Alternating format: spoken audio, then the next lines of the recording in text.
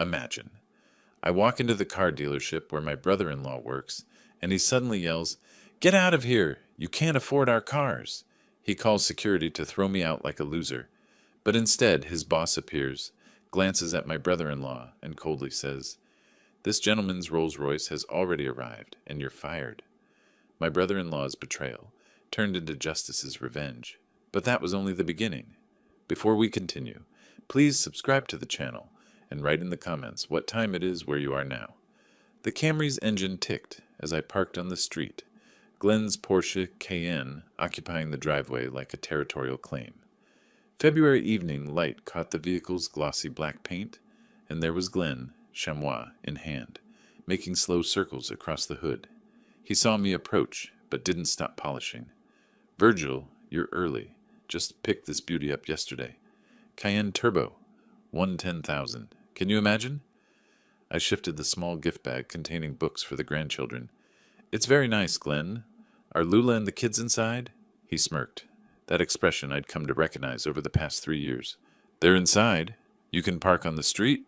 Wouldn't want your Camry dripping oil on my driveway." Through the front window, Ethan and Sophie waved. Their clothes struck me immediately. Ethan's shirt had a frayed collar. Sophie's pants were too short at the ankles. I waved back, watching Glenn position himself between me and the front door, forcing me to admire his acquisition a moment longer. The house smelled like roasted chicken and something bitter I couldn't identify. Lula peered from the kitchen, wiping her hands on a towel, and her smile didn't quite reach her eyes. "Dad, good to see you." She hugged me quickly, then stepped back as Glenn entered behind me, filling the doorway. The dining room felt expensive in that deliberately curated way. Abstract art I suspected she'd never have chosen herself, chairs that prioritized appearance over comfort. Glenn took the head of the table despite my presence. The children sat across from me, quiet and watchful. "So, Virgil, how's that studio treating you? Still hear the neighbors through the walls?" Glenn poured himself wine without offering me any. "It suits my needs. I couldn't live like that. A man needs space. But I guess at your age, downsizing makes sense. Right, honey?" He looked at Lula. She cut a piece of chicken with careful precision. Everyone has different situations. Sophie started to ask me something, but Glenn talked over her. "This Cayenne, Virgil, it's got a twin-turbo V8, 0 to 60 in 3.9 seconds. Of course, I don't know if you'd appreciate that. Coming from, what year is your Camry? 2015? 2014? Even better." He laughed, and Lula smiled weakly into her wine glass. The meal continued in this pattern. Every topic Glenn touched became a referendum on worth and status. He mentioned the Cayenne specifications 3 times by my count. When Sophie finally managed to ask about my week, Glenn interrupted. "Retirement boredom, right? Nothing but time. Must be strange after working retail all those years." I'd owned a successful hardware store for 40 years, sold it in 2023, but Glenn preferred his version of my history. I watched Lula refill his glass before it emptied, an automatic gesture. She'd learned his rhythms, anticipated his needs before he voiced them. This wasn't the daughter who'd argued philosophy with me over breakfast, who'd questioned everything, who'd wanted to teach literature. "Actually," I said, "I was thinking about Ethan's education. Your mother mentioned math is challenging this year." Ethan looked up, hopeful. "I was considering tutoring programs, or perhaps a school with smaller classes. I'd be happy to—" Glenn set down his fork with deliberate care. "We provide for our children. We don't need handouts. It's not a handout. It's help from their grandfather. We don't need charity from someone living in a studio apartment on fixed income. This conversation is over." His voice had gone cold, precise. Lula's fork paused halfway to her mouth, then continued. No defense. No intervention. The children stared at their plates. I counted 3 times during that dinner when Lula could have spoken for me. She chose silence each time. After the meal, I asked to see the children's rooms. Sophie's desk had broken drawer handles, held together with electrical tape. Ethan's sneakers, kicked under his bed, had worn completely through the soles, but the master bedroom door stood half open, and I glimpsed the California King with its pristine white linens. Price tags still attached, dangling from the duvet corner. $800. The number was clearly visible. In the hallway, Sophie whispered, "Grandpa, do you like Dad's new car?" "It's nice, sweetheart. How's school?" "Fine. Dad says we might get new shoes next month." I looked at her worn sneakers, the canvas splitting from the rubber. "Next month?" "He says the car payment comes first. It's okay. These still fit." I found Glenn in the living room, scrolling his phone. "Thank you for dinner. I'll call next week about... Lula will let you know when we're free. We're busy people. Not everyone has endless retirement time. Glenn, I'd like to spend more time with my grandchildren." "We'll see. Bye, Virgil." He turned away, conversation finished. Through the window, as I walked to my car, I saw his arm slide around Lula's waist, possessive and controlling. She leaned into him, or maybe she just didn't resist. The drive back to Kendall took 25 minutes through evening traffic. My studio apartment greeted me with its familiar quiet. Small, yes, but meticulously organized. Everything in its place, nothing wasted. I made tea and sat at my desk, the laptop casting blue light across the room. My banking app loaded slowly. The balance appeared, $23,706.34. I'd sold my business 18 months ago for $24.5 million. Investments, careful living, and time had adjusted the number. I closed the laptop without logging out fully. On the wall, a framed photo caught the lamplight. Payne Hardware's grand opening in 1987. I was 30 years old, standing beside the entrance I'd designed myself, wearing my father's watch. I'd built something. They thought that made me weak. Glenn saw the modest apartment and assumed poverty. Lula had stopped asking about my finances years ago, convinced I'd mismanaged the sale money somehow. I opened a fresh document on my laptop, titled it Family Observations, February 2025, and began typing. Children's clothing conditions, luxury bedroom items, Glenn's spending patterns, the Porsche's timing. Tomorrow, I decided I'd start watching more carefully. Not with anger, that would cloud judgment. With precision, the way I'd analyzed market trends and supplier contracts for 4 decades. Glenn had made a miscalculation. He'd assumed I was finished, powerless, irrelevant. I saved the document, created a password-protected folder, and went to bed. But sleep came slowly, images cycling through my mind. Sophie's taped drawer handles, Ethan's destroyed shoes, that $800 price tag swinging gently in the air conditioning's breeze. 3 days later, I sat at my desk while morning light stretched across my laptop screen. The coffee beside me had gone cold an hour ago. I'd been researching private investigators in Miami-Dade County since 6 a.m., reading reviews, checking state licenses, cross-referencing complaint databases. My business training served me well. Vet your contractors thoroughly before engagement. I'd narrowed the list to 3 candidates and scheduled consultations. The first 2 felt wrong. One was too eager, promising results before understanding the scope. The other quoted $8,000 for work I estimated should cost half that. But the third candidate, Marcus Reynolds, agreed to meet me that afternoon at a cafe in Coconut Grove. The location was strategic, equidistant from Kendall and Coral Gables, neutral territory, public enough to be safe, but quiet enough for discretion. I arrived 15 minutes early, selected a corner table, and waited. Reynolds appeared precisely on time. Mid-50s, gray threading through his hair, clothes neat but not expensive. He ordered black coffee and sat without preamble.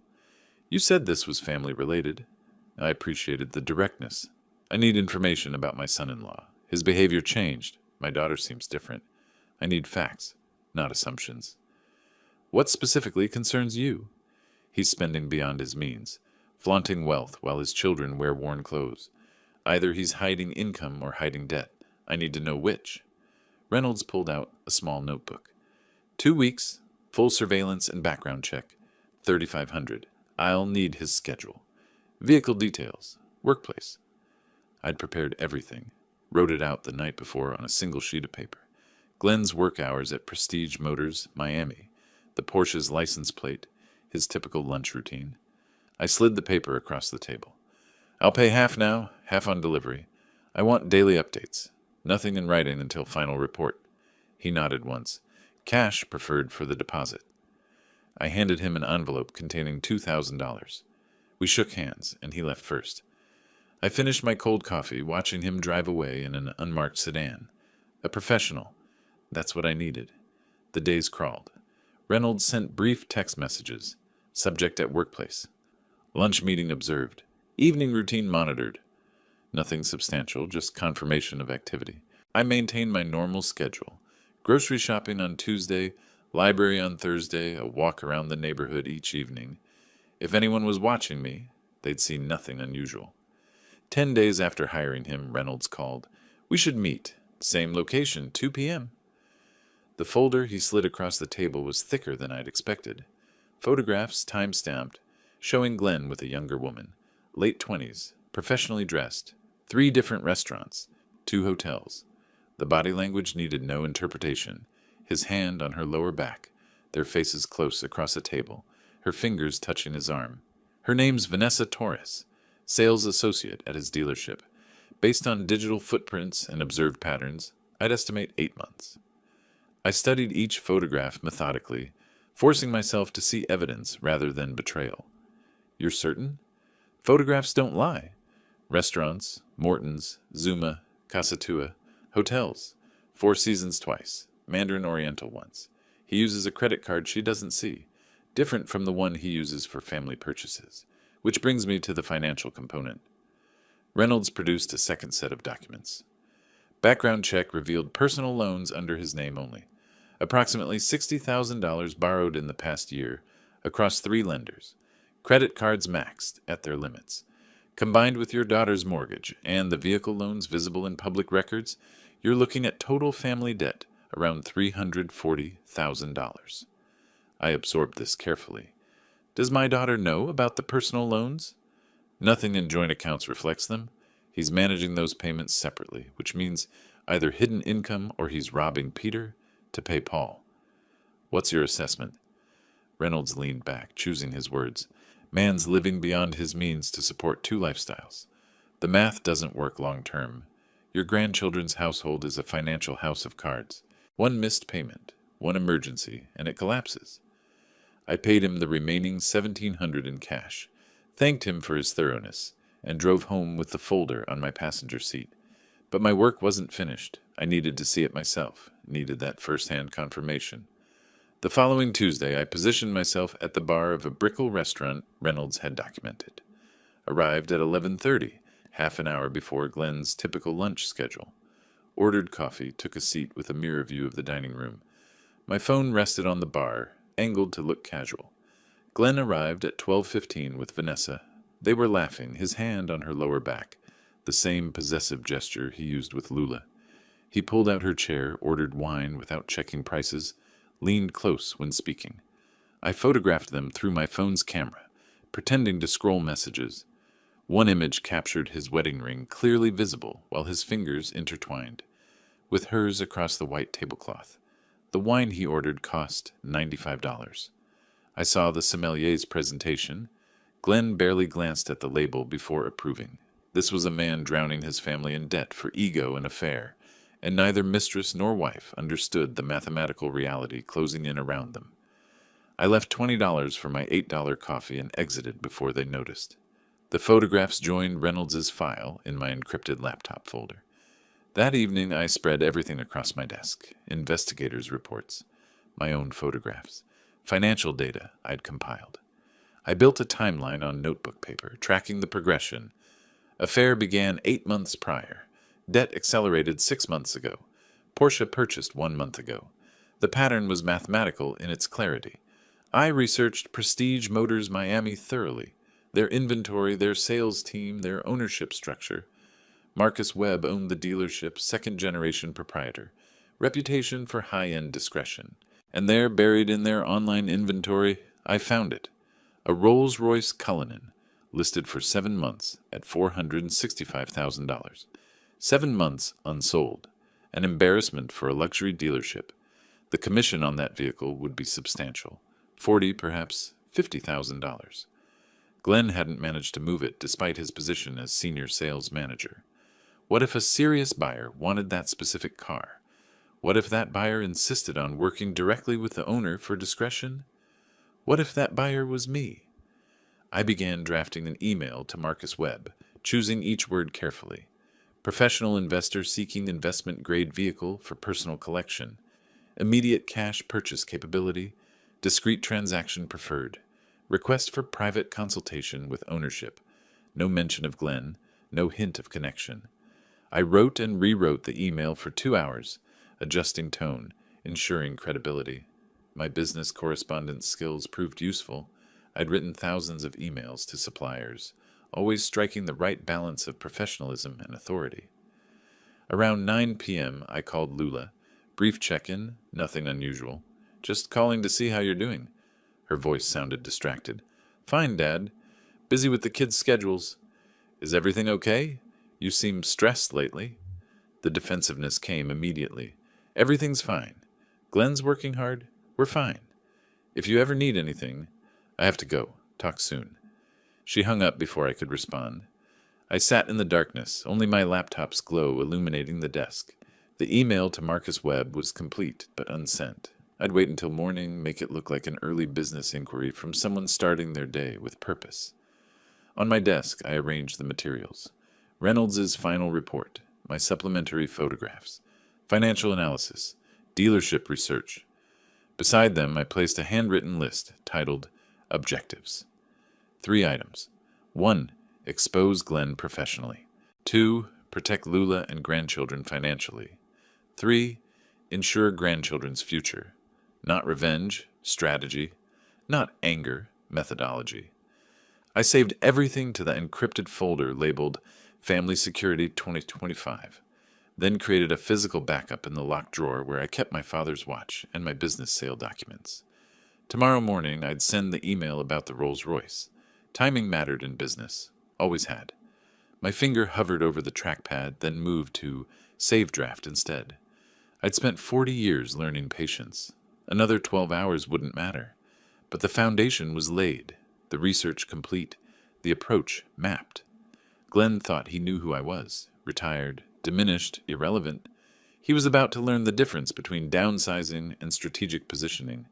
The cursor hovered over the contact form on Prestige Motors, Miami's website. Wednesday morning, 9:17. I'd composed the message 3 times already, refining each word until the tone hit exactly right. Professional enough to be credible, vague enough to intrigue. I typed the name into the form, Robert Hutchinson. The email address I'd created yesterday specifically for this purpose loaded automatically. Subject line, Inquiry, investment-grade vehicle for private collection. The message referenced interest in unique luxury vehicles with appreciation potential. Mentioned Rolls-Royce inventory specifically, emphasized discretion. No mention of Glenn, no hint of family connection. Pure business inquiry from what appeared to be a serious buyer with serious money. I read it 3 times, checking for identifying details, anything that might connect Robert Hutchinson to Virgil Payne. Satisfied, I moved the cursor to Send. The email whooshed away into digital space. First move made. I closed the laptop and made fresh coffee, forcing myself through normal morning routine, reading news, checking investments, organizing paperwork, but my eyes kept drifting to the laptop, waiting. The response came at 2:43 that afternoon. Marcus Webb himself had replied, not a sales associate. The message carried professional enthusiasm. Yes, they had the Cullinan Series 2, $465,000, exceptional condition, available for immediate purchase. Webb included his direct office line and suggested a private showing away from typical showroom traffic for serious collectors who prefer discrete transactions.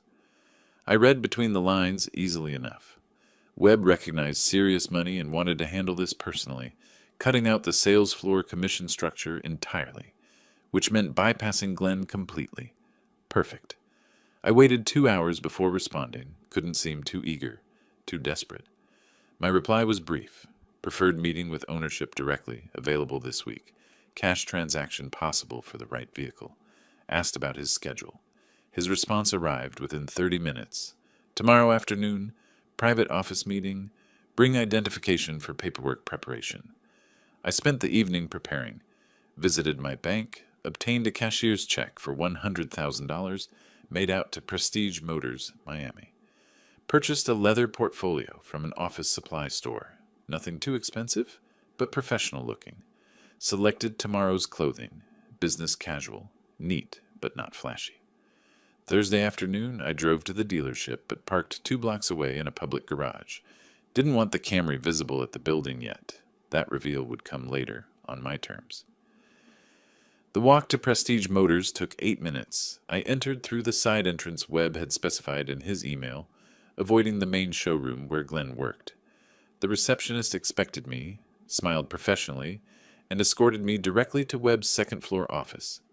The space overlooked the showroom through one-way glass.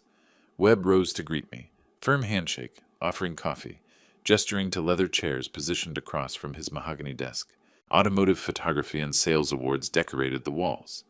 Through the glass below, I could see the showroom floor, see Glenn talking to a customer near the BMW section, gesturing animatedly, confident in his element. See the Rolls-Royce Cullinan, positioned prominently under spotlights, its black exterior gleaming. Webb began the standard luxury sales pitch, but I interrupted politely. "Mr. Webb, I've done my research. That vehicle's been in your inventory 7 months. I'm prepared to make this simple for both of us." His eyebrows rose slightly. "You've done your homework." "Yes, it's been a showcase piece, a remarkable vehicle waiting for the right buyer." "That's one way to describe it." I reached inside my jacket, removed the envelope from the inner pocket, not fumbling from a wallet, but deliberately prepared, slid it across his desk. "I'm prepared to deposit $100,000 today, remaining $365 on delivery. But I have conditions." Webb opened the envelope, examined the cashier's check. His expression shifted. This wasn't theoretical anymore. This was real money on his desk. "I'm listening." "First, this transaction stays between us until delivery day. No sales floor involvement until I collect the vehicle." He hesitated. "That's unusual." "May I ask why?" "I value privacy. Too many luxury purchases become public immediately. Dealers pressuring for referrals, family asking questions, associates making assumptions. I make decisions quietly, execute publicly when I'm ready." Webb studied me for a moment, then nodded slowly. "And the second condition? I want to collect the vehicle personally during normal business hours, unannounced to your staff. I want the authentic showroom experience at pickup." His expression suggested confusion, but he was looking at 7 months of inventory overhead, sitting on his showroom floor in a substantial owner's commission. "That can be arranged." We spent the next 40 minutes on paperwork, initialing forms, reviewing delivery timeline. 4 weeks for final detailing and preparation. Early April collection date. As the meeting concluded, conversation turned casual. Webb mentioned pride in his operation, his team's professionalism. I kept my voice carefully offhand. "You have an excellent operation here. My daughter's husband works for you, actually. Glenn." Webb's expression shifted subtly. Recognition, then careful neutrality. "Glenn. Yes, he's one of our managers. Your family?" "By marriage. We don't discuss business much. I prefer keeping family and finances separate. I'm sure you understand." "I see." I stood, gathering my portfolio. "It will be interesting to see his reaction when I collect the Rolls-Royce. I haven't mentioned my interest in luxury vehicles to family. Should be quite a surprise." Webb's face suggested he was beginning to understand this wasn't a simple transaction, but the contract was signed, deposit made, money secured. He extended his hand. "We'll call you 48 hours before delivery." I left through the same side entrance, walked back to the parking garage at a measured pace. Only when I was seated alone in the Camry did I allow the tension to release from my shoulders. I sat there for 3 minutes, processing what I'd set in motion before starting the engine. Back at the apartment, I opened my laptop's calendar app, marked the delivery date 4 weeks forward, early April, created countdown reminders at weekly intervals. Below the date, I typed a single phrase, "Glenn's Reckoning," then immediately deleted it. No written evidence of motive, even in private files. I reviewed my accounts. 100,000 deposited, 365 reserved in a separate account for final payment. Still left 23.2 million in investments untouched. The cost of justice, manageable. I looked at the framed photo of my hardware store's grand opening, the patient building of something valuable, brick by brick, decision by decision. This was the same process, just different construction. 4 weeks until Glenn discovered his father-in-law wasn't a powerless retired man living on scraps. 4 weeks until the truth became visible. I closed the laptop, feeling something I hadn't felt in 2 years since selling my business. Anticipation of watching careful plans reach completion. The phone rang at 10:07 Thursday morning. Marcus Webb's voice, professional and measured. "Mr. Payne, your vehicle is ready. When would you like to collect?" I glanced at the clock on my desk. "I'll be there within the hour." "Excellent. Everything is prepared." After hanging up, I moved through my preparation with deliberate care. Removed my decent watch. Replaced it with a cheap digital one from the back of my desk drawer. Selected the oldest jeans I owned, a plain gray jacket with worn elbows, scuffed work boots I'd kept from my hardware store days. Studied myself in the mirror. Perfect image of a modest retiree. Exactly what Glenn expected to see. Exactly what would make the contrast devastating. I grabbed the Camry's keys and left. During the 30-minute drive to the dealership, I hit a red light at an intersection. My reflection appeared in the side mirror. 63 years old, wearing clothes that looked like thrift store finds, driving a 10-year-old sedan. But in my eyes, I saw something that hadn't been there in 2 years. Purpose. The light changed. I continued forward. Prestige Motors appeared ahead, its glass walls revealing the showroom's interior, gleaming vehicles under designer lighting, sales staff in sharp suits, the controlled luxury of serious money. I pulled the Camry into the visitor parking area, no longer hiding, parking prominently near the entrance. Through the glass, I spotted Glenn near the Mercedes section, mid-conversation with a middle-aged couple, gesturing at a vehicle's features with practiced enthusiasm. I entered through the main entrance. The door chimed softly. The receptionist looked up with a professional smile, started to greet me. I walked past her toward the center of the showroom, eyes fixed on the Rolls-Royce Cullinan positioned under spotlights like a museum piece. Movement caught Glenn's peripheral vision. He glanced over mid-sentence with his customers, did a visible double-take, and his expression shifted rapidly. Confusion, then irritation, then something like embarrassment that someone from his poor family was here, potentially damaging his professional image. I circled the Rolls-Royce slowly, examining it the way a potential buyer would. Ran my hand along the hood's mirror, finish, peered through windows at the cream leather interior, checked the door handles. Glenn excused himself from his customers and approached with forced casualness, jaw visibly tight. "Virgil, what are you doing here?"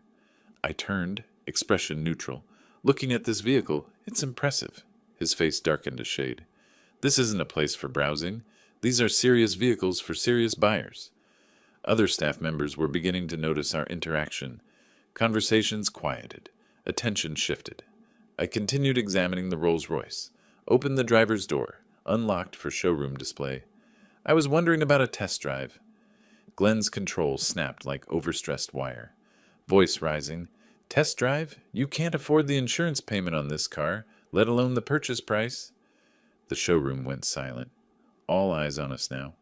Glenn's customers exchanged uncomfortable glances. The receptionist froze mid-phone call.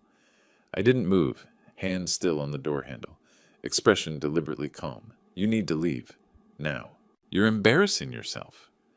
I remained exactly where I stood, examining the steering wheel's leather wrap with apparent interest. Glenn's voice filled the showroom. "You can't even afford insurance to test drive this vehicle. You think someone living in a studio apartment can handle $465,000? Other salespeople watched, uncertain whether to intervene. A well-dressed customer near the Bentley section shifted uncomfortably. Glenn spun toward the security desk. "Jason, we need assistance here." The security guard, a man in his 40s, stood from his desk with obvious uncertainty, looking between Glenn and me. His hand went to his radio, but he moved slowly. Something felt wrong about the situation. "Remove this gentleman. He's disturbing actual customers." Jason started walking toward us, but his pace was cautious, hesitant. Glenn was practically shouting now. "Get him out. He's wasting everyone's time. You can't be here if you're not a serious buyer." The entire showroom had frozen. Upstairs, Marcus Webb's office door opened. Webb descended the stairs deliberately, each footstep echoing in the silent space. Every eye shifted to him. His expression was cold professional assessment. He reached the showroom floor, stopped, surveyed the scene. Glenn red-faced and agitated, me calm beside the Rolls-Royce with my hand still on its door. Jason caught halfway between us, other staff and customers watching like witnesses to an accident. Webb's voice cut through the tension like a blade. "Glenn, my office. Now." Glenn spun toward him. "Mr. Webb, this man—" Webb raised a single hand, silencing him. "I said now." Then he turned to me. "Mr. Payne, apologies for the disturbance. Your vehicle is ready, and the paperwork is prepared." Glenn's face drained of color. "Vehicle?" The word came out barely above a whisper. Webb continued, addressing me while Glenn stood frozen. "The Rolls-Royce Cullinan you purchased is prepared for delivery. Title transfer documents are in my office. Jason, please bring Mr. Payne's paperwork." Jason understood immediately, nodded, and headed upstairs. Webb finally looked at Glenn. "You just attempted to have my customer physically removed. A customer who purchased our most expensive inventory." He paused, letting the words sink in. "You're terminated. Collect your personal items. You have 30 minutes. The showroom remained absolutely still. Glenn's mouth opened, closed, opened again. No sound emerged. Other salespeople stared at the floor, unwilling to witness their colleagues' destruction. "HR will contact you about your final paycheck and benefits termination. Leave your building access card at reception."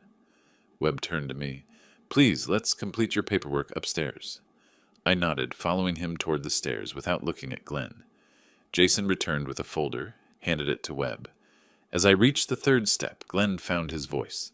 Raw, breaking, desperate. "This isn't over. You hear me, old man? This isn't finished. You'll regret this." I paused briefly, didn't turn around. Webb spoke coldly without looking back. "Glenn, security will escort you out, if necessary. Leave now." I continued upward, leaving Glenn standing alone in the center of the showroom, surrounded by witnesses to his humiliation, beside the vehicle he couldn't sell that his father-in-law had just purchased with cash. From Webb's office window I watched through the one-way glass as Glenn stumbled toward his desk. Other salespeople deliberately avoided meeting his eyes, suddenly busy with paperwork, phone calls, anything that let them pretend they hadn't seen what just happened. Webb closed the office door behind us, set the folder on his desk. "That was uglier than I anticipated," he said quietly. I sat in the same leather chair I'd occupied 4 weeks ago. He made his choices. Webb slid the documents across to me. As I began reviewing the title transfer paperwork, Glenn appeared below, carrying a small cardboard box, walking toward the exit with the mechanical movements of someone in shock. He didn't look up at the office, didn't look at anyone, just walked. The door chimed as he left. I signed the final document and handed it back to Webb. Glenn's Porsche pulled into the driveway at 1:47. Through the kitchen window, Lula glanced at the clock, confusion crossing her face. Hours too early. The garage door rumbled. She heard his footsteps, heavier than usual. Then he appeared carrying a small cardboard box, tie loosened, face still flushed with residual anger. "I've been fired." He set the box down hard on the kitchen counter. "Unjustly. Complete injustice." Lula froze, dish towel in hand. "What? What happened?" "Wealthy client complained about my sales approach. Management took his side. Politics. Always politics in these places." She moved closer, searching his face. "But you're one of their best. Doesn't matter when rich people complain. They chose money over loyalty." He loosened his tie further, played the role of wronged employee with practiced gestures. Her phone buzzed on the counter between them. Text from Marissa, friend who worked downtown near the dealership. "Did your dad just buy a Rolls-Royce at Glenn's work?" Lula stared at the screen, read it twice, looked up at Glenn. "My father bought a car at your dealership?" Glenn's expression shifted, caught, calculating. He pivoted fast. "That's what this is about. Your father. He showed up this morning, humiliated me publicly, somehow purchased an expensive vehicle, got me fired. My father? How does he have money for—" "Exactly." Glenn seized the opening. "Where did he get it? Something's wrong here. Dark money. Maybe illegal. I don't know. But something isn't right." Lula's hand reached for her phone. "I need to call him." "You're calling him?" Glenn's voice rose. "I'm your husband. He destroyed my career, and you're taking his side?" but she was already dialing. 3 rings, then his voice, calm and measured. Lula, I was expecting your call. Where did you get money for a Rolls-Royce? Glenn says you got him fired. I'll explain everything, face to face. Can you meet this afternoon? Why not just tell me now? Because you deserve to see documentation. Proof of everything. 2 p.m. Coconut Grove Caf? She hesitated, Glenn watching her intently. Fine. 2 p.m. After hanging up, she turned to Glenn. I'm meeting him. I need to hear his side. Glenn's face darkened. His side? I'm your husband. You're choosing him over me? For the first time in years, she held her ground. I'm choosing to hear what he has to say. That's not choosing sides. She went to change clothes, leaving Glenn in the kitchen. Her hands shook as she selected a blouse from her closet. 20 minutes later, she backed her Honda out of the driveway. 3 cars back, Glenn's Porsche followed at careful distance. The caf? In Coconut Grove was moderately busy. Virgil sat at a corner table, back to the wall, leather folder beside his coffee. Lula arrived 7 minutes late, face tight with stress. Sat without greeting, Virgil began without preamble. 2 years ago, I sold my business. 7 hardware stores built over 40 years. Sale price, $23 million. Lula's expression cycled through shock, disbelief, anger. You've been rich for 2 years and said nothing? He slid documents across the table. Sale agreement, bank statements, tax returns, all legitimate, all legal. Lula's hands trembled as she read. I wanted to see who you really were. When I was poor, you didn't respect me. Glenn openly mocked me. You said nothing. We didn't mock. He produced more papers. Printed screenshots of Glenn's social media posts, ridiculing his broke father-in-law, text messages to friends complaining about Virgil's pathetic financial state. One post from 3 months ago. Fael, still driving that sad Camry. Can barely afford gas, probably. Lula's face crumbled. I didn't know he... Then Virgil placed the photographs on the table. Glenn with a younger woman, time-stamped, bodies angled toward each other in unmistakable intimacy. Restaurant tables, hotel entrance, his hand on her lower back. Her name is Vanessa Torres. These are from the past 8 months. Lula stared at the images, hands slowly covering her mouth. Tears tracked down her cheeks silently. How long? Her voice barely reached him. 8 months, while he told you the family couldn't afford new shoes for the children. More documents. Restaurant receipts charged to credit cards Lula had never seen. Financial analysis showing $340,000 in total family debt. A separate report detailing Glenn's hidden $22,000 credit card used exclusively for affair expenses. You hired someone to follow him? To spy on us? To protect you and my grandchildren. He slid across a financial projection chart. At the current debt rate, you'll face foreclosure within 18 months. Glenn's been spending on her while your children's needs go unmet. Lula oscillated between grief and defensive anger. Maybe he made mistakes, but he's my husband, father of my children. Your plan destroyed his career. How is that protecting us? Virgil leaned forward, voice firm but not harsh. I didn't destroy his career. His arrogance did. I bought a car. He chose to publicly humiliate a customer who happened to be his father-in-law. His choices have consequences. Silence stretched between them. Lula looked at the photographs again, the bank statements, the debt analysis. I need time to think. I can't process this all right now. Take the time you need. But know this, those children deserve better than financial ruin and parents modeling disrespect. Lula gathered the papers, stuffing them into her purse with shaking hands. She left without another word. From his seat, Virgil watched her walk to her car. 3 spaces behind it, Glenn's Porsche sat with its driver slumped low in the seat. He'd followed her, watched through the window. Couldn't hear the words, but had seen the papers, seen her tears. Virgil pulled out his phone, opened his notes app, typed, Glenn knows she knows. Deleted it. No written evidence, even private. He finished his coffee slowly, paid cash, and drove back to Kendall in the Rolls-Royce. The vehicle still felt foreign, too large, too luxurious, but it had served its purpose. That evening, Lula arrived home 30 seconds before Glenn. She didn't confront him about following her. Went directly to the bedroom and locked the door. She spread the documents across the bed, studied them for hours. The photographs hurt most. Glenn's expression in them showed happiness she hadn't seen directed at her in years. Downstairs, Glenn scrolled through his phone. A message from a former colleague. Budget dealership in Hialeah was hiring. Lower prestige, lower pay, but immediate availability. He applied without hesitation.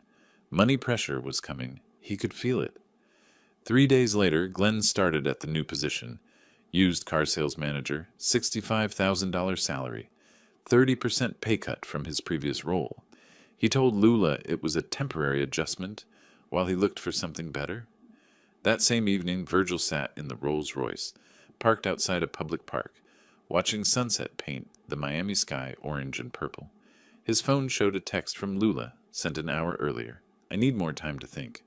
Please don't contact Glenn directly. He typed his response carefully. Take the time you need. I'm here when you're ready. What he didn't mention, he'd already scheduled a consultation with a family law attorney for next week. Patience had built his business, brick by brick, over 40 years. Patience would finish this. The attorney's office occupied the 20th floor of a downtown Miami tower. Floor-to-ceiling windows framed the skyline, morning light sharp and clinical. Diane Costa sat across her mahogany desk, reviewing the folder Virgil had sent ahead. Organized with color-coded tabs, chronological summaries, the businessman's approach to a family crisis. She looked up, her expression professional, but not unkind. Mr. Payne, this documentation is comprehensive. You've organized everything. I built a business on documentation. This is about protecting my family. With this evidence, adultery, financial deception, children's welfare at risk, your daughter has a strong position if she decides to file. The question is she ready? Virgil's answer came without hesitation. Not yet, but she will be. What can we do to prepare? Diane explained Florida divorce law with practiced precision. The state operated on no-fault principles. Adultery alone didn't guarantee advantage, but a pattern of financial recklessness, demonstrably harming minor children's welfare? That mattered. Courts prioritized children's interests. We need financial forensics, professional CPA analysis, documenting every hidden dollar, every missed payment, every expense that should have gone to your grandchildren, but went elsewhere. That builds an undeniable case. The consultation lasted 90 minutes. Cost $400, the first of 7 such meetings, totaling $2,800 over the coming weeks. 2 days later, Virgil called Lula. The conversation moved carefully, like walking on ice. How are you processing everything? Her voice carried exhaustion. I've been reviewing the documents, noticing things I missed before. He's been evasive about the new job. Won't tell me the actual salary. Says it's complicated. I've consulted with an attorney, not to push you, but to understand options. There's something called financial forensic analysis. You hired an attorney? Consulted. To understand how to protect you and the children if you decide to proceed. With your permission, I'd like to hire a CPA to analyze your family finances professionally. Long pause. Traffic noise in the background suggested she was in her car. Somewhere Glenn wasn't. What would they need? Only what you can legally provide as account holder. Bank access, credit card statements, loan documents. Another pause. Longer. Then quietly. Okay, do it. That afternoon, Virgil contacted a CPA firm specializing in divorce financial analysis. Paid a $4,200 retainer. Lula provided everything she could access. Joint account logins, credit card numbers, mortgage statements. The CPA promised a comprehensive report within 2 weeks. 12 days later, the report arrived via encrypted email. 42 pages of detailed analysis. Virgil printed it, sat at his kitchen table with coffee that went cold as he read. The numbers were worse than he'd imagined. Documented spending on the affair. $14,400 over 8 months. $1,800 monthly average for restaurants, hotels, gifts, jewelry for Vanessa that Lula never received. Hidden credit card opened without Lula's knowledge. $22,000 in balance at 24.9% interest. Minimum payments being skipped. 2 personal loans in Glenn's name only. $35,000 and $25,000. Used partially for the Porsche down payment, partially for affair expenses. The family mortgage, 3 months behind. Glenn had been intercepting bank notices. If the next payment was missed, foreclosure proceedings would begin. Children's college funds. Glenn had withdrawn $12,000 6 months ago. The money had never been explained to Lula. Total family debt, $340,000. Glenn's new reduced salary of $65,000 couldn't sustain the current debt load. The CPA's conclusion was stark. Financial collapse imminent without intervention. Recommend immediate debt counseling or dissolution of joint financial obligations. Virgil forwarded the report to Diane Costa, then called Lula. We need to meet. The financial analysis is complete. It's urgent. But before they could meet, the crisis accelerated on its own. The certified letter arrived at Lula's house on a Tuesday morning. Official bank letterhead, formal language, devastating content, notice of mortgage default. 30 days to cure deficiency or foreclosure proceedings would commence. That evening, after the children were in bed, Lula confronted Glenn in the kitchen. She held the letter like evidence at trial. We're 3 months behind on the mortgage. You told me payments were current. Glenn's face shifted immediately to attack mode. Because I lost my income. Your father destroyed my career. The report says payments were missed even when you were working. His eyes narrowed. What report? She realized her mistake. The financial? You let your father investigate our finances? His voice climbed. You gave him access to our accounts. This is his plan, Lula. He wants to control you. Wants us to divorce so he can swoop in and save you. He paced the kitchen, gestures growing larger, voice filling the space. Or maybe he's showing me truth I refuse to see.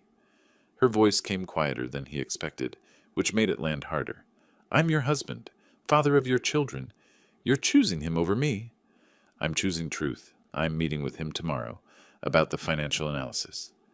Glenn moved closer, physically dominating the space between them, but Lula stepped sideways around him to the doorway, asserted her right to move freely. You can't just... I can. And I am. She went to the bedroom, locked the door, then did something she'd never done before. Searched the room systematically. Found credit card statements stuffed between folded shirts in his dresser. Loan documents in a shoebox on the closet shelf behind winter clothes. Under his side of the mattress, an envelope with receipts for jewelry she'd never received. She photographed everything with her phone. The next morning, she met Virgil at the same Coconut Grove cafe. This time she arrived with her own folder, her own evidence. She placed it on the table beside the CPA report he'd brought. I found loan documents last night. $60,000 he borrowed without telling me, and he withdrew money from the children's college funds. Virgil listened without interrupting.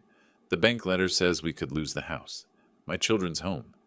She looked directly at him. What do I do? He chose his words carefully, informing rather than commanding. The attorney says, with this evidence, you can file for divorce with a strong position on custody. The house could be protected through legal proceedings. Children's interests come first under Florida law. Her hands gripped her coffee cup. If I file, everything changes. His parents, our friends, everyone will know. They'll know the truth. Truth isn't shame. Hiding it is. Silence stretched between them. A full minute passed. Then Lula opened her phone, pulled up the number Virgil had sent her days ago. Diane Costa's office. Her finger hovered over the call button. 7 seconds of hesitation. Then she pressed it. Put the phone on speaker so Virgil could hear. Diane Costa Law, how may I help you? Lula's voice came clear and firm. I need to schedule a consultation with Ms. Costa regarding divorce proceedings. 3 days after Lula made the call, we sat in Diane Costa's conference room. Floor-to-ceiling windows overlooked Biscayne Bay, morning sun reflecting off the water in sharp points of light. Lula sat between Diane and me, hands folded on the polished table, wearing professional clothes borrowed from a friend. Diane slid a document across to Lula. Glenn's hired Richard Brenner. Brenner's known for intimidation tactics. This won't be simple. Lula's hands trembled, picking up the letter. 6 pages of aggressive demands. I read over her shoulder. Spousal support citing Lula's unemployment. 50% of marital assets, including the house. Shared custody with possibility of primary custody claim for Glenn. The final demand made my jaw tighten. Investigation into my suspicious financial involvement and potential manipulation of client. Threat to subpoena my financial records. Suggestion of improper influence over Lula's decision-making. How bad will it get? Lula's voice was small. He's demanding spousal support, half the assets, custody, threatening to investigate your father's finances. My finances are documented. Legally sound, I said. Diane nodded. I know, but Brenner will use discovery as a weapon. Make this expensive and exhausting. We need to be prepared for the long fight. A week later, we sat in Miami-Dade Family Court for the preliminary hearing. The courtroom was modern, fluorescent lit, impersonal. Lula at the plaintiff's table with Diane. Across the aisle, Glenn in a borrowed suit beside Brenner. First time Lula had seen Glenn since filing. He looked thinner, harder, desperate. Brenner stood, addressed Judge Rodriguez, a woman in her 50s with sharp eyes and no patience for theatrics. Your Honor, respondent was clearly manipulated by wealthy father who orchestrated an elaborate scheme to destroy a stable marriage. Mr. Payne's sudden appearance with luxury vehicle, hiring investigators, funding this divorce, all evidence of improper influence. We request full financial disclosure from Mr. Virgil Payne. Rodriguez looked skeptical. Mr. Brenner, Mr. Payne's finances aren't relevant unless you can demonstrate he's party to marital assets. Can you? His influence over petitioner's decision-making, that's not what I asked. Move on. Diane stood calm and prepared. Your Honor, evidence shows respondent engaged in adultery, financial deception, and depleted marital assets for personal affair. These are facts, not manipulation. She began presenting the case methodically. PI photographs projected on the courtroom screen. Glenn with Vanessa Torres. Timestamps, locations, body language unmistakable. Bank statements showing $14,400 in affair spending, highlighted in yellow. The credit card Glenn opened secretly. $22,000 in balance. Loan documents he'd signed without Lula's knowledge. Withdrawal records from the children's college funds. $12,000 Glenn couldn't explain. Mortgage default notices he'd intercepted and hidden. Each piece numbered, cataloged, cross-referenced. Brenner objected repeatedly. Illegally obtained. Violation of privacy. Diane countered each one. PI operated legally in public spaces. Lula authorized the financial analysis as joint account holder. All discovery properly disclosed. Judge Rodriguez reviewed the documents carefully, asking pointed questions. Then Diane introduced Lula's sworn affidavit. When the judge requested, Lula read a portion aloud. Her voice shook but didn't break. He told me my father was worthless. Made me believe it. Made me feel ashamed of my own family. At our dinner table in front of our children, he would mock my father's apartment, his car, his life. Pause. I said nothing, because I learned that agreeing was safer than defending. The courtroom went silent. Glenn stared at the table. Brenner whispered urgently in his ear. During lunch recess, Brenner approached Diane in the courthouse hallway. I stood with Lula nearby, just out of earshot. Brenner's voice was low, threatening. My client has information about Payne's business sale, potential tax irregularities. SEC might be interested. Diane's expression didn't change. Your client is welcome to report whatever concerns to appropriate authorities. Everything's documented and legal. Anything else? Brenner shifted tactics. Settlement offer. Glenn keeps house. Lula gets custody. No alimony. Clean break. Counter. Lula keeps house with children. Primary custody. Glenn pays $1,200 monthly child support. His debt, his responsibility. Take it to your client. Brenner's jaw clenched. He'll never accept. Diane turned to walk away. Then we continue. The afternoon session resumed. Brenner called Glenn to testify, attempting to present him as a devoted father, victimized by circumstances. Under Diane's cross-examination, Glenn stumbled. Couldn't explain the hidden credit card. Couldn't justify affair spending while children needed basics. Couldn't produce evidence of attending school events or medical appointments. Asked to name his children's teachers, he hesitated too long. Asked about their current grades, he looked to Brenner for help that didn't come. By the end, his hands gripped the witness box edge, knuckles white. Judge Rodriguez's expression had gone cold. The following week, Brenner played his last card. Glenn filed a motion for primary custody, claiming Lula's emotional instability and my improper influence created an unsafe environment for the children. Diane had prepared for this, called the children's school counselor as a witness, who testified they showed no signs of distress in their mother's care, that Glenn hadn't attended a parent-teacher conference in 2 years, that Lula volunteered regularly. Then Diane introduced a supplementary PI report I'd commissioned after the initial filing. Documented Glenn meeting with Vanessa 3 times after the separation began, including once when he'd claimed to be with the children. Photographs showed Vanessa at Glenn's new apartment. Judge Rodriguez called both attorneys to the bench, spoke quietly but firmly. They returned to their tables. Primary custody granted to petitioner Lula Payne. Respondent granted supervised visitation twice weekly, transitioning to standard visitation after 90-day review period. Outside the courthouse, early evening heat pressed down like a weight. Lula, Diane, and I walked toward the parking structure. Diane reviewed the outcome. Preliminary rulings favor us strongly. Final decree hearing in 6 weeks. He'll likely accept settlement rather than continue. Diane departed. Lula turned to me. He looked broken in there. Did you see his face? I had. Glenn's expression when the custody ruling was announced. Devastation mixed with rage, all of it directed at me across the courtroom. He blames you for everything, Lula continued, even though he caused it. Blame is easier than accountability. We walked toward the Rolls-Royce. Lula stopped before reaching it. This car, it started everything. No, his choices started everything. This car just made them visible. As I unlocked the doors, my phone buzzed. Text from an unknown number. You destroyed my life. I won't forget. Screenshot showed the message sent from Glenn's phone. I deleted it without responding, didn't mention it to Lula. But driving her home, I watched the rearview mirror more carefully than usual. 6 weeks later, I sat in the courthouse waiting area wearing a business suit. Mid-July morning, the air conditioning fighting against Miami's oppressive heat. Lula beside me in a borrowed professional dress. Diane reviewing final notes on her tablet. The final decree hearing. The end of the legal battle. 9 a.m. came and passed. The defendant's table in the courtroom remained empty. Judge Rodriguez entered at 9:03. All rise for the Honorable Judge Rodriguez. We stood, then sat. She reviewed the papers before her with evident disapproval at the empty table. In the matter of Payne versus Payne, where is respondent?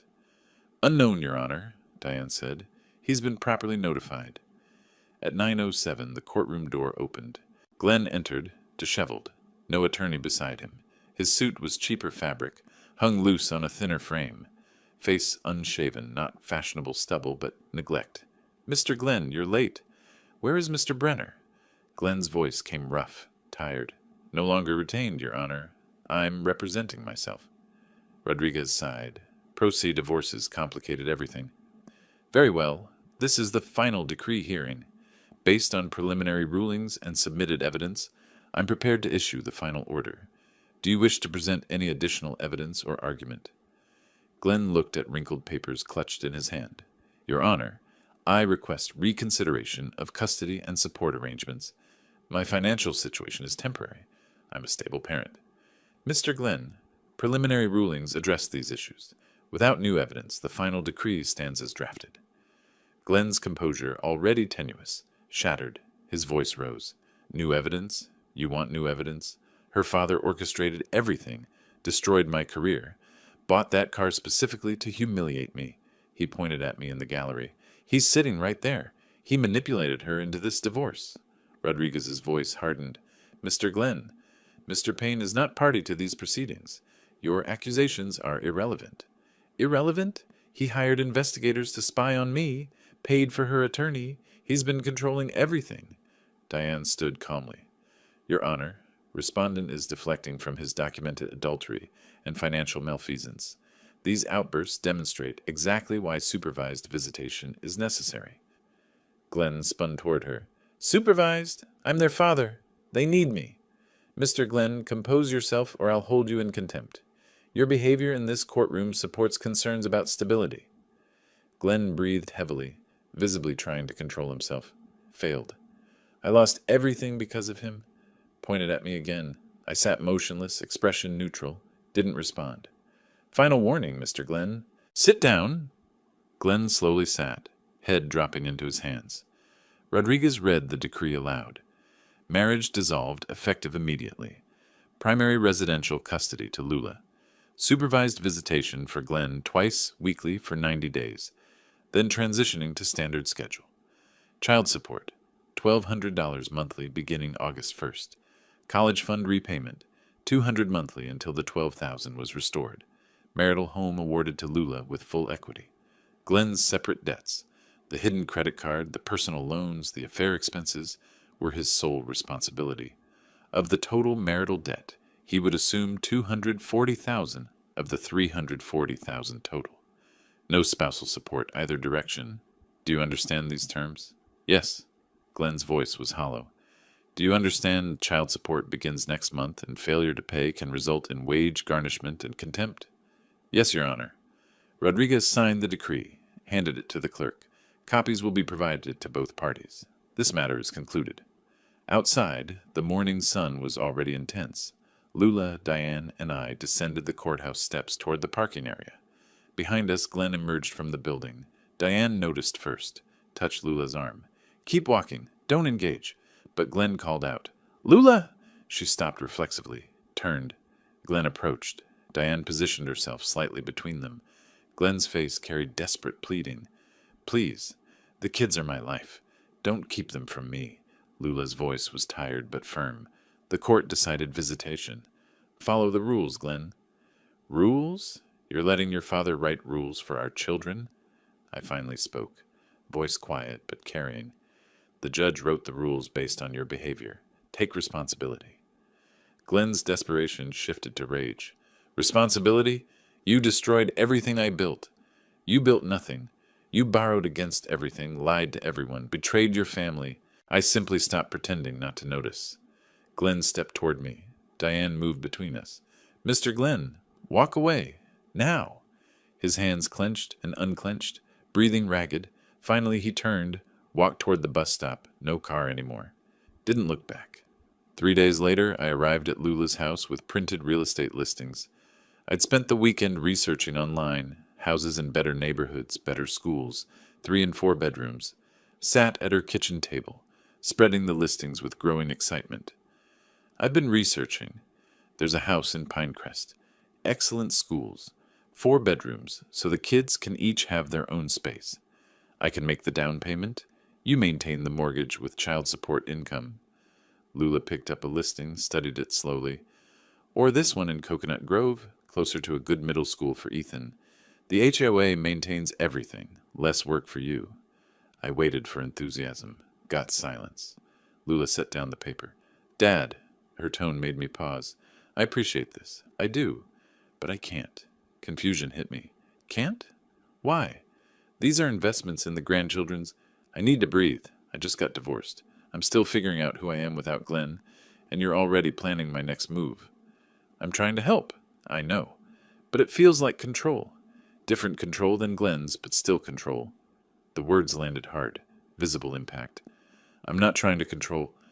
I know your intentions, she said, gentler now. But I need time to make my own decisions. Stand on my own feet. Prove to myself I can. I sat in the Rolls-Royce outside her house afterward, hands on the steering wheel, engine off. Replayed the conversation, seeing it clearly now. I'd completed revenge against Glenn, but hadn't considered what Lula needed afterward. Space, autonomy, self-determination. Built the case for her freedom, then immediately tried to manage that freedom. I started the engine, drove toward my apartment. At a red light, I saw something familiar. Glenn's Porsche Cayenne on a flatbed tow truck, heading the opposite direction. Bank repossession tags in the windshield. The car he'd been so proud of at that first dinner, now being hauled away, but my satisfaction was muted by Lula's words. Back at the apartment, I sat on the sofa, looked at an old family photo, my deceased wife, young Lula smiling, a simpler time. My phone buzzed, text from Lula. Thank you for everything you've done. I mean it. But I need space to find myself. I'll call you when I'm ready. I love you. I typed a response, deleted it, typed again. Finally sent, I understand. I'm here whenever you need me. I love you too. Set the phone down face down on the table. Conscious act of giving space. Realized revenge had succeeded, but reconstruction required a different approach. Patience without agenda. Support without direction. Presence without pressure. I'd won the battle. Now I had to learn how to handle victory. 1 week after our conversation about the real estate listings, I sat at my desk reviewing financial documents. The mortgage statement for Lula's house lay beside my open checkbook. Payment due in 5 days. $2,200. I knew she didn't have income yet. Knew the collection calls were still coming. I wrote the check, addressed the envelope directly to the mortgage company, not to Lula, avoiding the appearance of giving her money, just eliminating an obstacle. Second envelope, check to the debt consolidation company, $180,000 to settle her portion of the marital debt assigned in the divorce decree. Clean slate. Both envelopes showed my bank routing but included no notes, no explanations. I mailed them on my way to the grocery store. That evening, my phone rang. Lula's number. Hey. Long pause before she spoke. Dad, the mortgage company called. Said my account is current. Overpayment applied to next month's. Did you? House is in your name. Wanted to make sure you kept it. Another pause. And the collection company called. Said my debt is settled. Dad, you needed a clean slate to start over, that's all. Silence then. Thank you. After hanging up, I noted in my ledger, $182,200 total. Didn't categorize it as loan or gift, just support. 2 weeks later, she called with a different tone, excited. I got a job, office manager at a medical practice, $42,000, start Monday. My happiness was genuine. That's excellent. Congratulations. Tell me about it. We talked for 20 minutes. 3 doctors, scheduling and billing responsibilities. Her commute. She sounded different. Proud. The following Monday, she began her routine. Dropped the children at school. Drove 15 minutes to the office. Managed patient flow and paperwork. Picked up the children at 5. Her first paycheck arrived 2 weeks later. She texted me a photo of the pay stub, framed on her kitchen wall. First money I've earned in 12 years, I responded. First of many. Proud of you. Week 3, she rearranged her living room furniture without asking anyone's opinion. Painted an accent wall herself after watching a tutorial online. Took the children school shopping with her own money. Modest purchases, but her choices. Small acts of autonomy building something larger. When I visited to drop off birthday gifts for the children, I noticed the changes. Different furniture arrangement, fresh paint, her laptop on the kitchen table with work spreadsheets, evidence of an independent life being built. I didn't comment on the changes, just asked about her work instead. Mid-August, Glenn's situation deteriorated further. His manager at the Hialeah dealership called him into the office. I learned this later, through Lula. Glenn, you've been late 4 times this month. Yesterday, a customer complained you smelled like alcohol. Glenn had defended himself, said he was handling personal issues. Handle them outside work hours. This is your final warning. That evening, he'd drunk more than usual. Called Lula at 9:47. She told me about it the next day. His voice was thick, slurred. Lula, I miss you. Miss the kids. We were family. Can't we? She'd interrupted firmly. You're drinking. Don't call me like this. But he'd continued. Everything fell apart. Lost everything. I need another chance. Please. Her voice had been sad but resolved. You had chances. Many chances. You made choices. I can't fix them. The kids need their father. The kids need stability, sobriety, responsibility. When you can show those things, the court will adjust visitation. Until then, this conversation is over. She'd hung up. The next morning, Glenn arrived at the dealership late again. The manager was waiting. Clean out your desk. We're done. Unemployed again. With Glenn's situation worsening and Lula working, I became an after-school presence for the grandchildren, not by inserting myself, but by Lula's request. Dad, could you pick up the kids Tuesday and Thursday? Stay with them until I'm home from work? I agreed immediately. Those afternoons became routine. I picked up Ethan and Sophie from school at 3, brought them to my apartment or stayed at their house depending on homework needs, helped Sophie with multiplication tables using a deck of cards, making it a game, taught Ethan fraction concepts using pizza slices, ordered actual pizza to demonstrate. No lectures about money or responsibility, just presence and patience.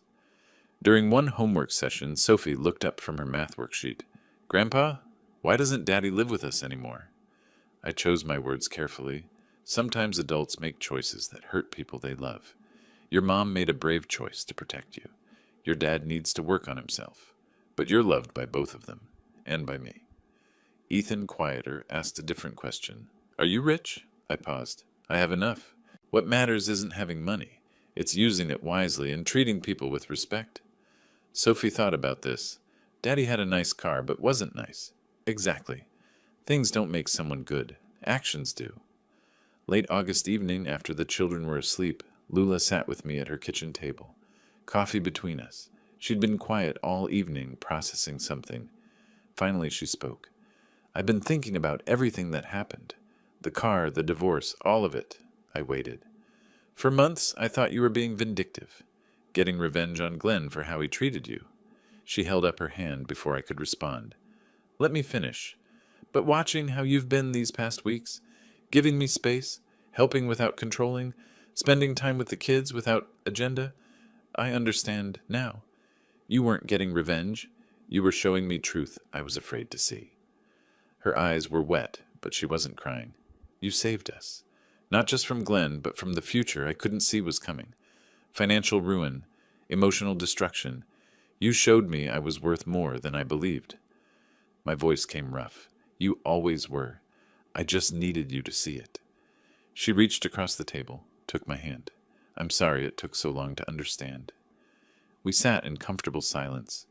Outside, the automatic sprinklers started on the neighbor's lawn, rhythmic sound through the open window, marking an ordinary evening in a restored life. My new apartment was modest but comfortable. 2 bedrooms, one for me, one set up for the grandchildren. Twin beds with colorful bedding Sophie had helped choose. Bookshelf with age-appropriate books. Small desk for homework. The kitchen was larger than my studio had been, allowing actual cooking. The living room had a comfortable sofa and family photos on the wall. One from my hardware store's grand opening, another recent one of me with Ethan and Sophie at the park. The afternoon before Sophie's 9th birthday, I arranged the living room for a small celebration. Balloons in purple and silver, her favorite colors. A homemade cake cooling on the kitchen counter. Vanilla with buttercream. Recipe from the internet. First cake I'd made in decades. Small stack of wrapped gifts on the side table. The doorbell rang at 4. Lula with Ethan and Sophie. Sophie rushed in. "Grandpa, you have balloons," hugged me. Ethan followed, more reserved but smiling. Lula carried a container with fruit salad, surveyed the space. "Dad, this place is perfect for you." "Perfect for us?" The kids needed proper space when they stay over. The celebration was simple but genuine. We played a board game. Ethan won, Sophie protested good-naturedly. I taught them a card game I'd learned as a child. Go fish with betting using pennies. Sophie loved the gambling aspect. Lula was amused. When cake time arrived, I brought it out with 9 candles. We sang off-key. Sophie blew out the candles, made a wish she didn't share. But she looked at her mother and me while making it. We sliced the cake. It was slightly lopsided, but tasted good. "Best birthday cake ever," Sophie declared. Ethan, practical. "It's pretty good, Grandpa. A little lopsided, though."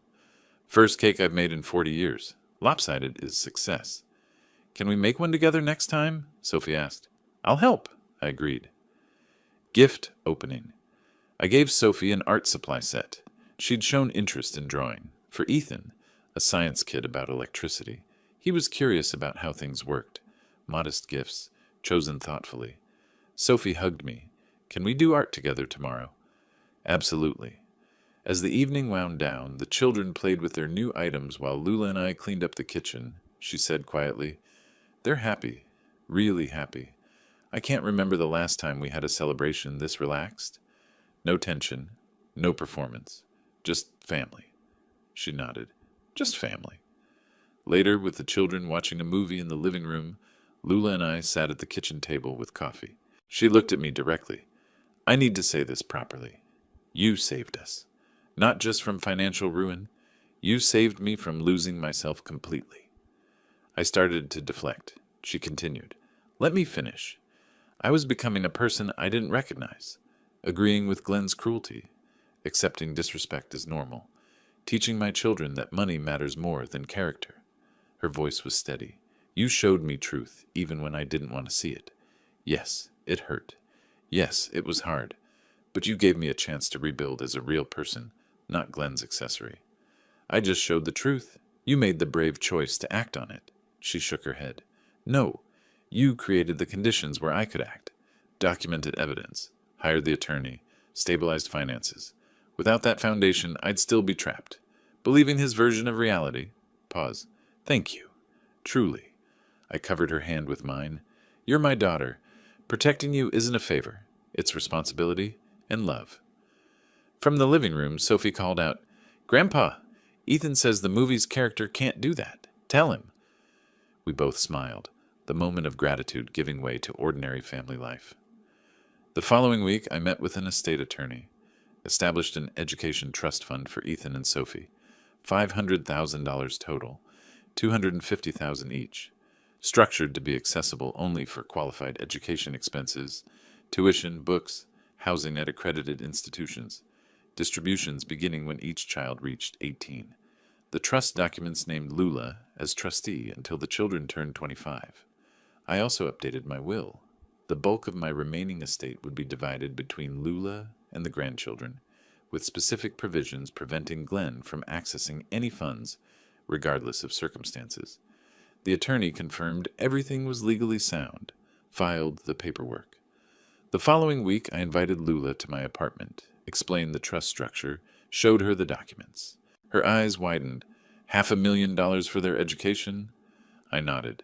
They'll have opportunities I had to create for myself. No student debt. No financial barriers to their potential.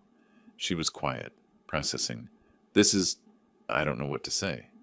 Say you'll make sure they value education not just for the money it leads to, but for knowledge itself. She promised she would. The following Saturday afternoon was sunny, warm September day.